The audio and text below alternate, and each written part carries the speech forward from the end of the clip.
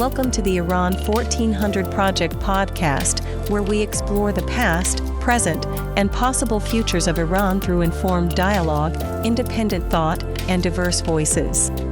From historical insight to emerging narratives, we connect ideas to action in the pursuit of a more just, inclusive, and forward-looking society. Join us as we rethink Iran's trajectory, one conversation at a time.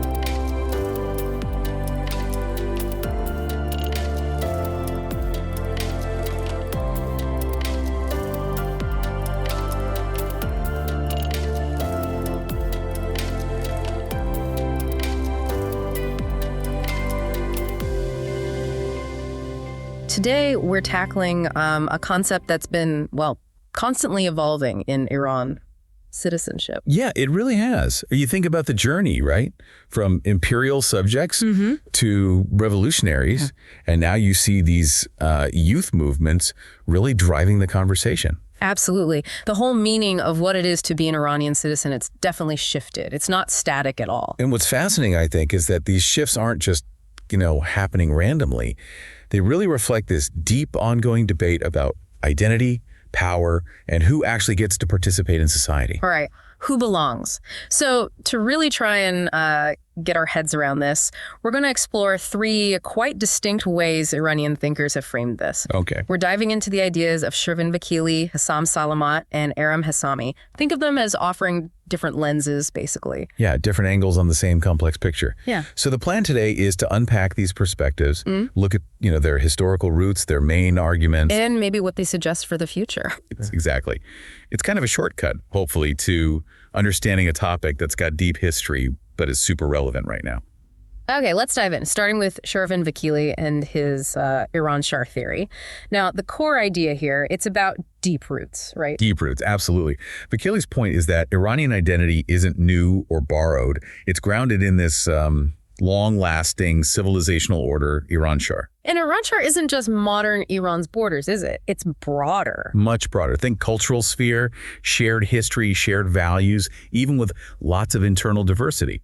And Vakili stresses this historical capacity within Iran Shah to, manage that diversity, religious, ethnic, linguistic. He sees that as a core strength. Okay, but then modernity happens. The European-style nation-state arrives.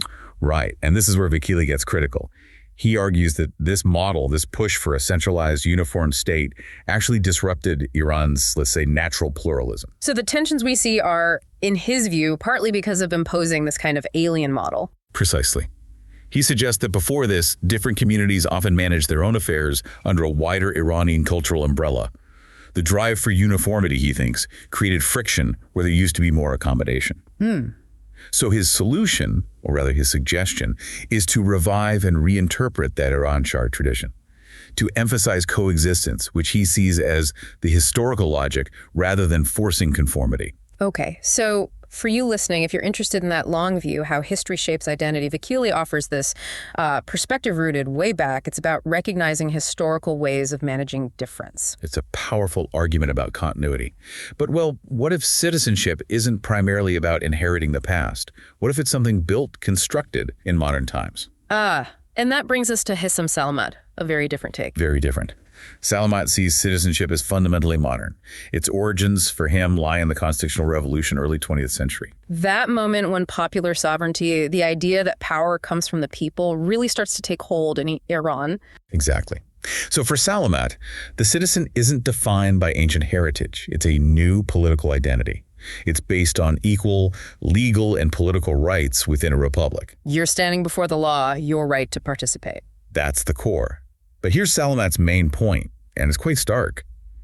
He says this project, this creation of equal citizenship, is dangerously incomplete. That's incomplete. Why? Incomplete. Because, he argues, the push for centralization, political but also linguistic and cultural, has ended up marginalizing so many different groups within Iran.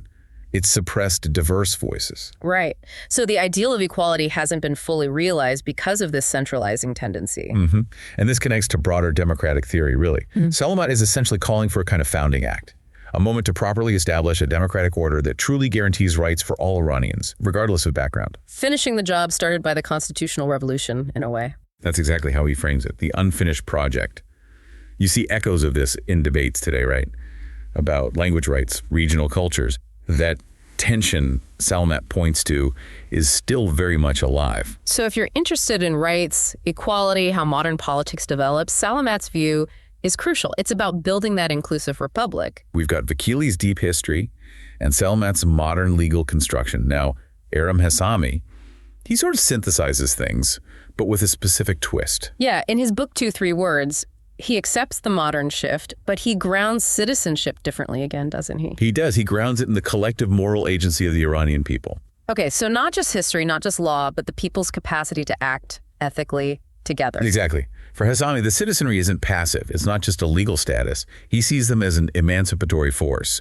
The citizen is the subject of history. Meaning someone who actively shapes events, demands justice. Yes. Someone who reclaims the public sphere. And he talks about democracy not just as institutions, but as a civic ethic.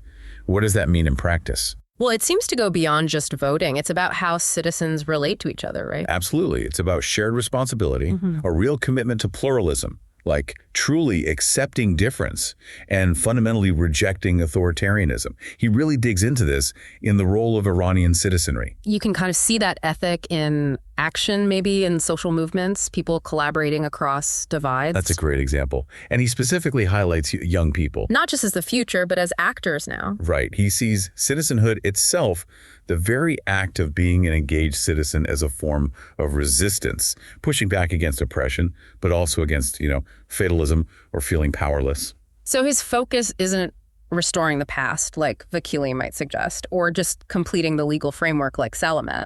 No, it's more about actively forging identity through civic action, through taking ethical responsibility now. It's very dynamic. So for anyone interested in agency, social change, the power individuals have, Hessami's ideas really speak to that.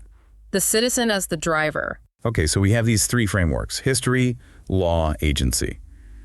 But to really place them, we should probably bring in Abbas Amanat's work. Yes, especially the challenge of modernity in Iran. He provides crucial context. He really does. Amanat emphasizes how this whole story, including citizenship, is shaped by this ongoing, often messy collision between tradition and modernity in Iran. It wasn't just importing Western ideas wholesale. Not at all. He highlights how Iran's unique experiences dealing with colonial pressure, dynasties declining, the role of religious authority, revolutions, all shaped how these modern ideas about governance and rights were received, adapted, debated. So Iran's encounter with modernity was filtered through its own history. Precisely. And Amanat makes a really key point.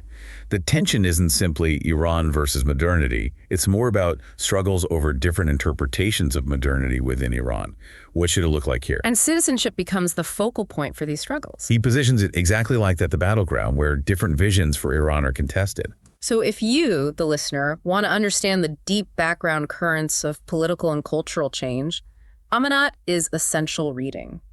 He reminds us ideas don't exist in a vacuum. Absolutely. Context is everything. So thinking about these three main perspectives, Vakili's civilizational continuity, Salamat's Republican legality, Hessami's civic agency, they don't seem totally opposed, do they? Maybe more like layers. That's a really good way to put it.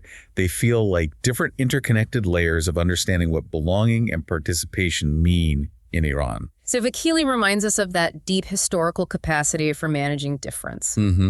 While Salamat insists that modern equality needs to be consciously built and legally guaranteed. And Hessami puts the onus on the citizens themselves, on their active engagement and ethical commitment as the real engine of change. Yeah.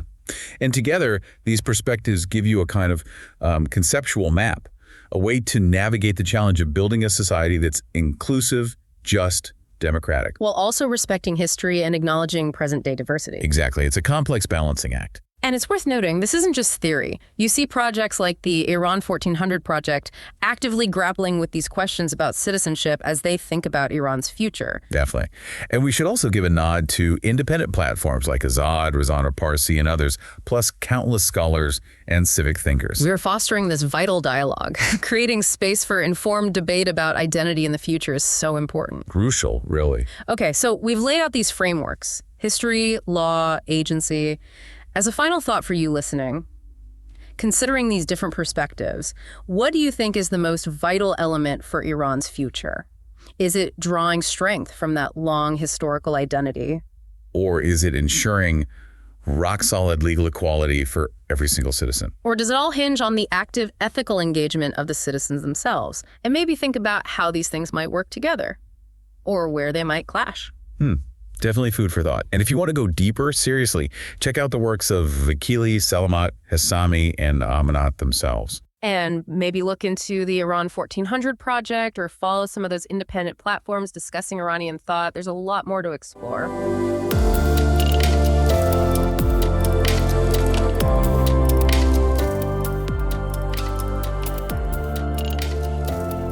Thank you for listening to the Iran 1400 Project podcast. The Iran 1400 Project invites scholars, experts, and intellectuals to share their assessment of the evolution of institutions and ideas during the past 100 years to inspire a vision of Iran in the 1400s. If you found today's episode thought-provoking, be sure to subscribe, share, and continue the conversation. For more content and upcoming events, visit Iran1400.org. Until next time, stay engaged, stay informed, and stay hopeful.